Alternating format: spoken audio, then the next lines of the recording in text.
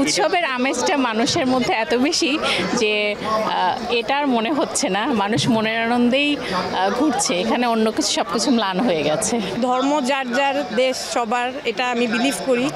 So আমি মনে করি যে এটাকে আরও বড়োভাবে উদযাপন করা যায়, যাতে সামনেও এই কামনাই রাখি আর কি। নতুন বছরে সব কিছু ভালো যাক, আর এটাই আশা সবার জন্য যে দেশটা ভালো থাকুক, সেফ থাকুক, আমরা সবাই ভালো থাকি, আর সবার জন্য দোয়া। বাঙালি হিসেবে অবশ্যই খুব আনন্দ নিয়েই এই উৎসবটা পালন করি সবসময়। ছোট থেকেই স্কুলে যখন ছিলাম তখন স্কুলে অনুষ্ঠান হতো, কলেজ, তারপর এখন ইউনিভার্সিটি অনুষ্ঠান শেষ করে তারপর এখানে এসেছি, উদযাপন করার জন্য এসেছি।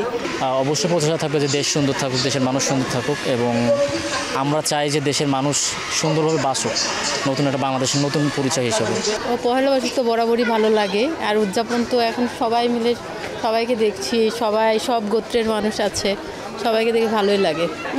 উৎসবের রঙ অবশ্যই খুবই ভালো, সব চারিদিকে সবাই আনন্দিত, কালারফুল, সবাই লাল নীল সাদা সবুজ পরে কাপড় পরে ঘুরে বেড়াচ্ছে, খুব ভালো লাগছে।